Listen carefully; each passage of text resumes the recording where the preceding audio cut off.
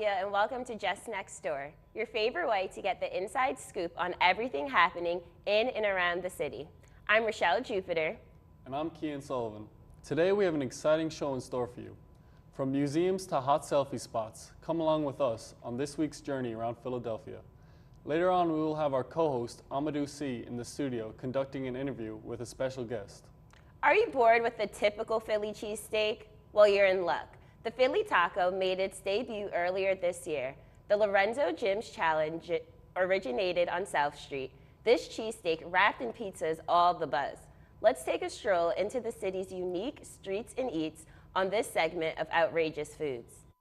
Hi, I'm Nick Skiles with Just Next Door. We're down on South Street and we're going to show you how to do the Philly Taco. Let's take a look.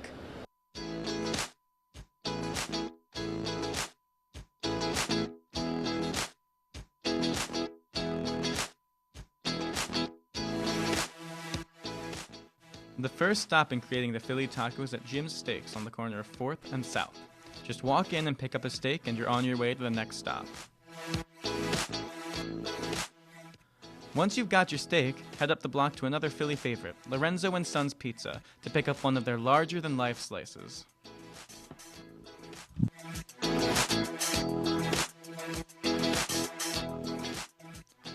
Once you've got the ingredients for your Philly Taco, go find a place to sit and put it together. All right, we got our pizza, we got our cheesesteak. Now here's what you got to do. You take the cheesesteak, you put it right onto the pizza, and you just roll it up. And this is a Philly Taco.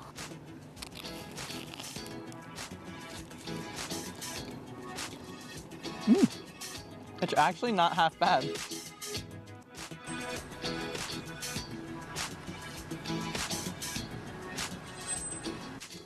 It's a nice blend of the pizza and the steak. There's not one overpowering the other. I'm actually pretty impressed. Once again, I'm Nick Skiles. That was the Philly Taco. Come on down the South Street and check it out for yourself. Well, that looks quite outrageous. So outrageous that your typical workout might not even cut it after that. Our crew found a different type of workout that will get you the results that you want. Ridiculously Fit Gym specializes in tearing down the obstacles of the mind and body through small-sized boxing classes. Let's see how they knock you into shape on this bit of Philly Fit.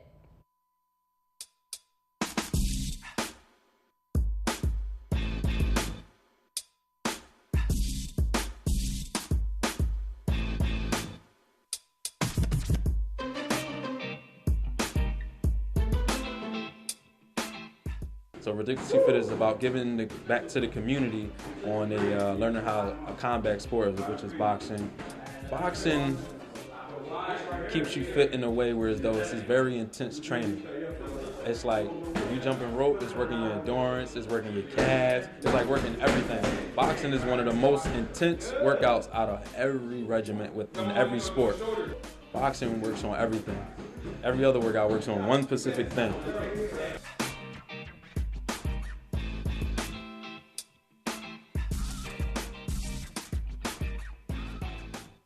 As you can see right now, he's throwing the jab, which is the left hand. He's throwing it straight. All right, you want to throw it straight, right? You want to throw it right here from your body, straight to the opponent, right to the opponent's face. Okay, the jab is very important to learn because it's a setup punch. It set up all the rest of the combinations, okay? And it helps you keep the opponent off of you. Every time you throw a punch, you want to bring it back to your face to defend yourself at all times, okay? You do not want to leave your face open.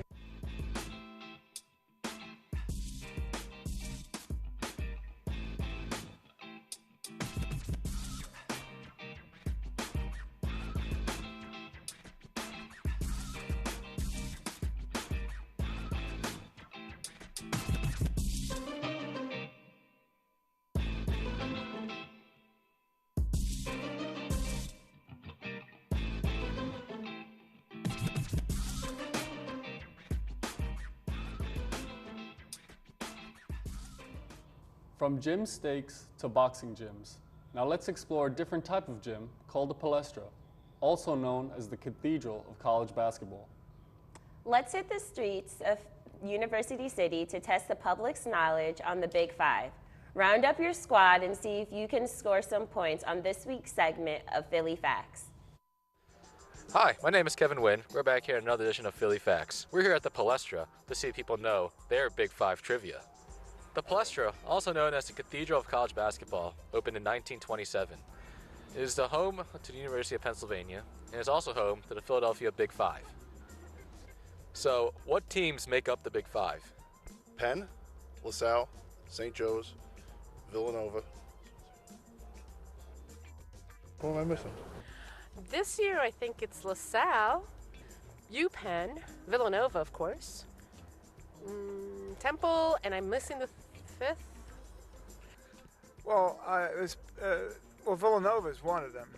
Okay, but that's about the only ones I would know, actually. What about the campus that we're on right now? Oh, it's the University of Pennsylvania. The campus I know very well. UPenn, Temple, LaSalle, Villanova, and St. Joe's. Correct. Who holds the record for most Big Five championships? I'm going with Villanova. I'm not sure, but I'm really not sure. But Villanova has to be one of the contenders in that area. Oh, I know this one. I'm going to say Temple. That's correct. And what year was the Big Five founded? This is a guess. 1932. No idea. I don't know. 1935. I'm going to take a guess. 1945. 1932. No, someone else actually said that. It's 1955. Yeah. Okay, thank you. Thanks. I'm Kevin Wynn, and this has been another edition of Philly Facts. Thanks for watching. That was fun, but now let's bounce into some history. Philly is home to many famous museums, including the National Museum of American Jewish History. In 2013, the museum moved from a 15,000 square foot building to a location on 5th and Market, which allows for 100,000 square feet that showcases various artifacts. Let's take a look at this museum attractions, many tourists and locals on this week's Culture Connection. I'm Dana Pecora, and we're down here at Independence Mall visiting the National Museum of American Jewish History for this week's Culture Connection. Philadelphia is home to the first and only American Jewish History Museum. It is located in the most historic part of Philly and is a place that welcomes people of all kinds to celebrate Jewish history. The mission of the museum is to educate Jews and non-Jews alike about the American Jewish experience and the way Jews have shaped and have been shaped by American history. The museum is a treasure for the Jewish community, as it is a place to come see artifacts and exhibits dedicated to the lives of Jews all throughout American history. This is the only National Museum of American Jewish History in the country, so there's no other museum like it. So there's no other place to gather artifacts and important memorabilia around the Jewish community, whether that's in colonial America or today, all the way through the tragedy in Pittsburgh last week. We have this great space available to host numerous kinds of events, whether they're education events for school groups, whether they're different community events for synagogues to come together. It's a great space for the community to participate in different ways and learn more about their own history. There are 365 years of American Jewish history, all of which are told throughout the museum's exhibits. There are 4 floors to the museum, each one telling a different aspect of how the Jewish culture has existed in the country, which Americans from all backgrounds can appreciate. Most people think of Jewish history and they think of the Holocaust or persecution, but there are over 300 years worth of history just in America alone. So we talk about American stories throughout the museum, and of course they're through the lens of one minority group, but they are uniquely American stories. We talk about immigration, we talk about religious freedom, and civil rights. We talk about topics that all Americans could be interested in learning, and all Americans can find a way for them to participate. Thank you for joining us for this week's segment of Culture Connections. Make sure you come on down to Independence Mall to check out the National Museum of American Jewish History. I never knew there was so much to learn about the Jewish culture within America. My favorite part is the fact that it does not only target the Jewish community, but also those who are just interested in learning about a culture that differs from their own. I agree. It was so fascinating to see everything the museum has to offer. I will definitely be taking a trip there this weekend. We'll be taking a quick break, but when we come back, our co-host Amadou C will be taking over the studio to interview our special guest, the CEO of Saxby's Coffee at LaSalle University. Don't touch that remote. All that and more is coming up on Just Next Door.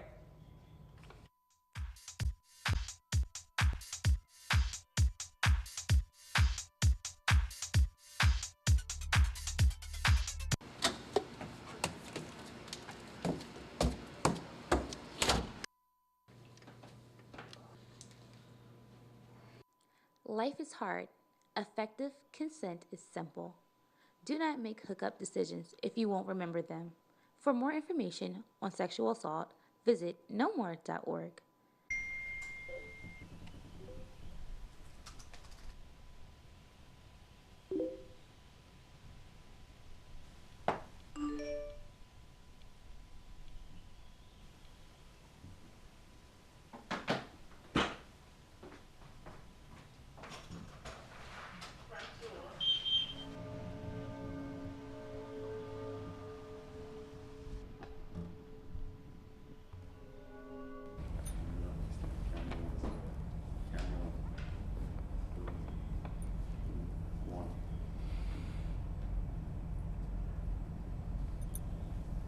Welcome back to Just Next Door.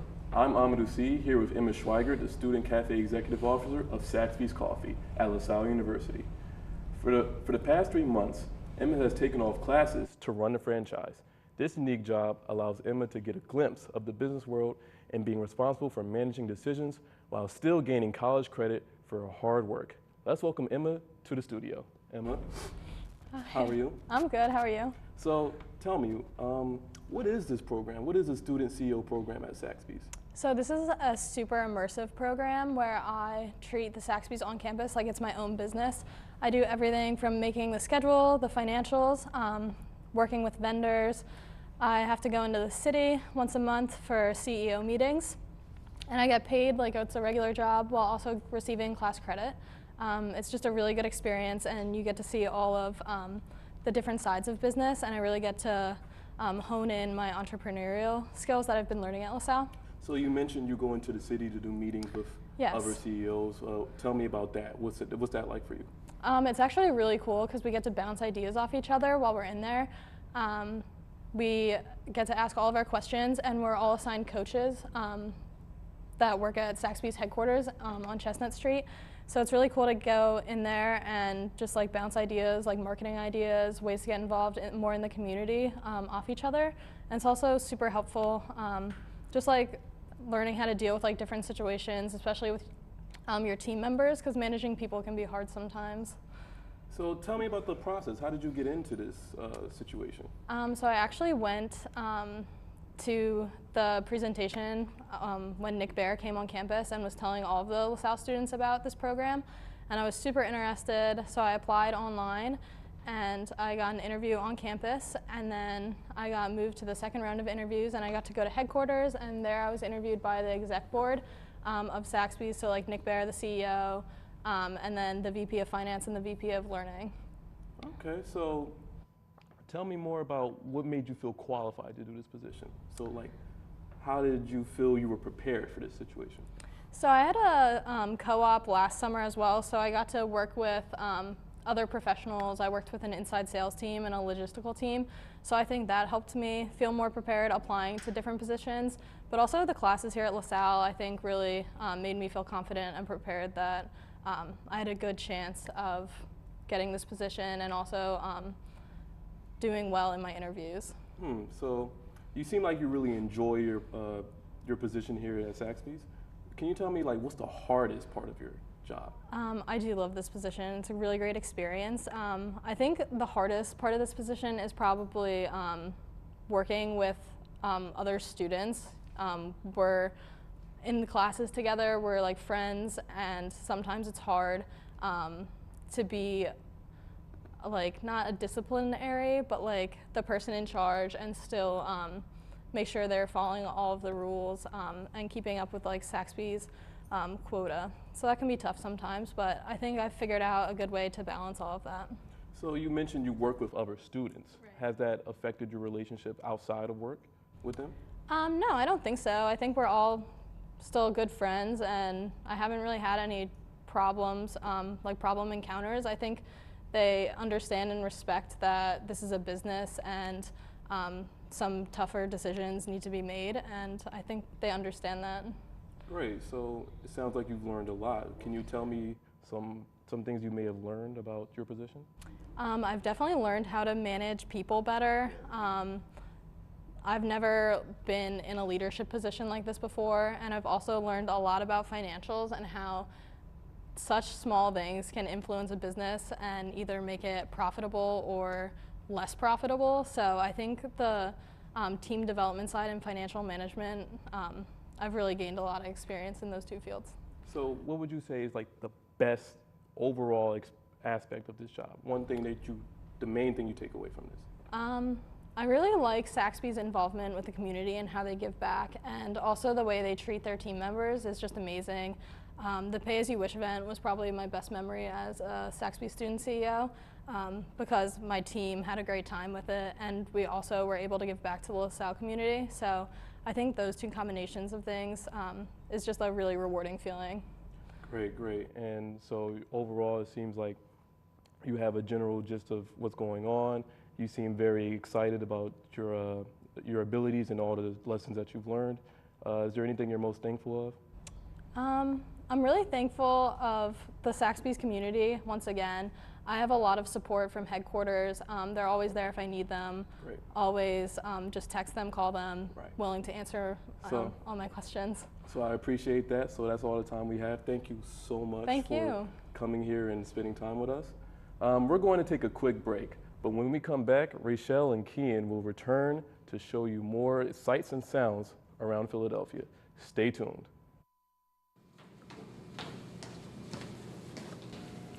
What you reading, loser? Nothing, man. I'm just trying to study for this task coming up. You know, got to keep up with work. Oh, that's cool. Yeah. I'm trying to study. Leave me alone.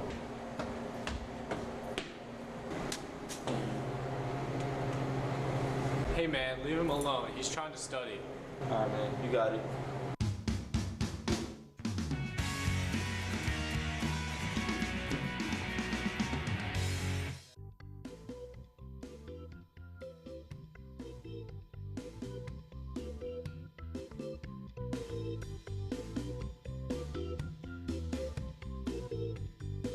According to the Mayo Clinic, exercising has stress-busting benefits by bumping up your endorphins and improving your mood.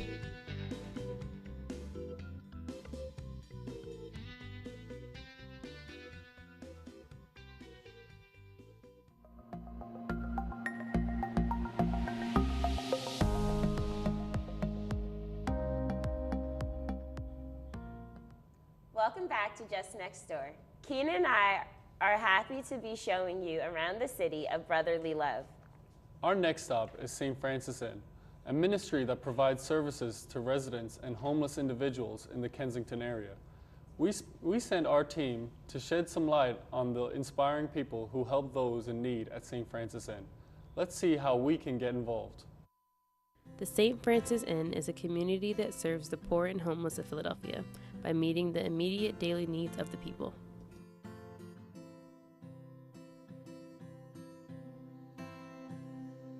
We start out with a mass every day, 8:30, which is really nice to center ourselves and get ready for the day and serve our guests and just kind of be ready for that.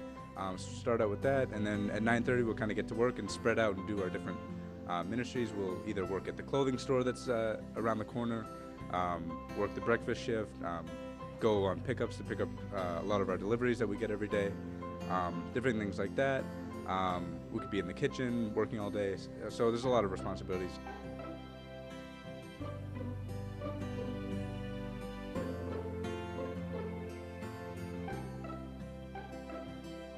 Not only have volunteers helped out by serving the people, one volunteer even took off work for a summer to paint this mural. My title here is the Queen of Kensington, given to me by Father Michael. A lot of the guests refer to me as Mom or Grandma. I do breakfast Tuesday and Thursday morning. Friday I serve lunch, and in between, whatever the need is, I'm here.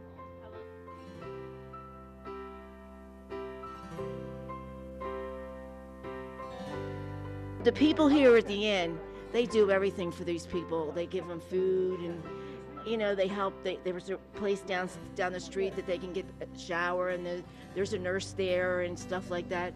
And it's just a great place, and it gives you an appreciation for life. For more information about volunteering at St. Francis Inn, visit stfrancisinn.org/volunteer. Volunteering is such an awesome way to give back to the community, and it's refreshing to see that St. Francis Inn is a nonprofit organization that is really making an impactful change.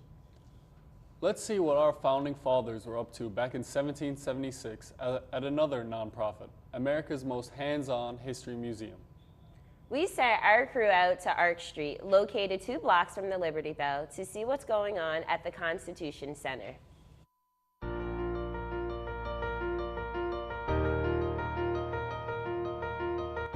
The National Constitution Center is the only museum in the country that focuses in on civic education.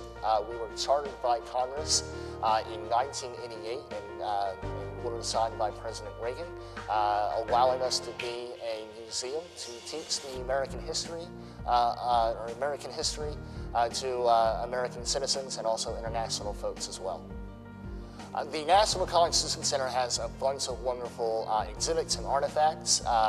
We are right now standing in a room called Signers Hall, where we have 42 life-size bronze statues of all the men who were over in Independence Hall on September 17th, 1787, the day that they signed the Constitution. We are in the birthplace of America, a stone's throw away from Independence Hall and the Liberty Bell.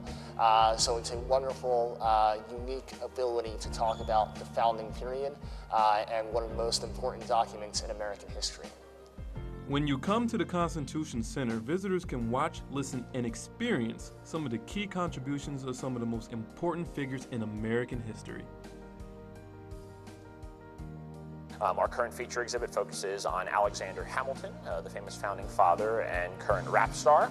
And it's just nice every year or so to change up and to add a new exhibit. It gives staff something else to study, something else to learn, and it's a new and fresh way to engage with visitors. And they can also come through and look at different interactives that we have throughout the museum. Voters can come here and vote for their favorite president. They can take the oath of office and become president themselves. And one of our current features is an interactive constitution. That's also available online and a free mobile app. And visitors can use this tool to see how the founders came up with the language in our Bill of Rights. We'll get different groups that come in from other countries, and they'll usually see the whole area of the city. Sometimes they'll be seeing a couple of cities. They'll be doing a tour through New York, Philadelphia, Washington, D.C. And for some of these foreign visitors, they've never been to America before, and they're really taking in a lot of the country. And it's nice that we're able to contribute to their experience if they come to visit the Constitution Center. Wow, we are so lucky to live in a place that contains and displays so much American history. You're right. It's really convenient for students, families, or just anyone looking to broaden their horizons on the historic knowledge that built our country. You know what else is still popular from the 1700s? Elfreth's Alley, which has now become a popular social media hotspot. Let's see what they have in store for us. We're here in Elfreth's Alley, combining the past and present here in Philadelphia through photography.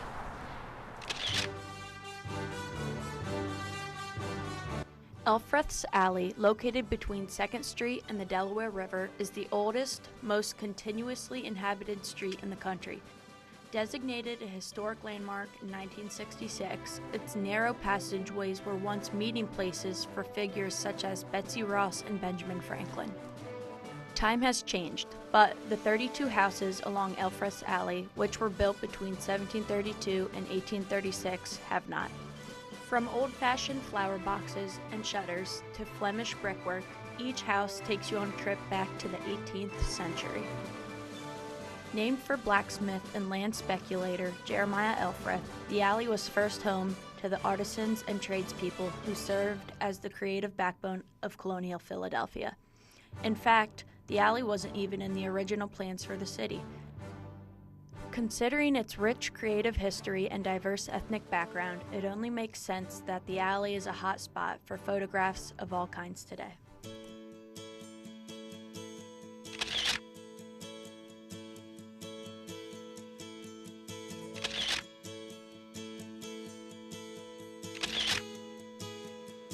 Whether you're a professional taking headshots, snapping a still of the landscape, or looking to take that perfect selfie, Elfreth's Alley is the perfect place to combine 18th century architecture with your 21st century flair. Happy snapping! Elfreth's Alley looks like a cool place that showcases the old and new beauty of Philly. If you pop down to take a selfie, make sure to tag us on Twitter at LaSalle TV or on Instagram at LaSalle TV. We would love to see what you've captured.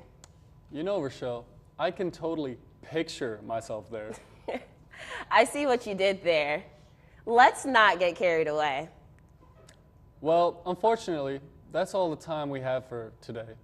We hope you enjoyed exploring the amazing attractions and fun experiences that the city has to offer. A special thanks to our guest, Emma Schweiger, for spilling the tea on her unique job. Tune in next time to see what we have in store for you. I'm Rochelle Jupiter. And I'm Kian Sullivan. On behalf of myself, Amadou C., and the rest of us at Just Next Door crew, thank you for tuning in. See you later.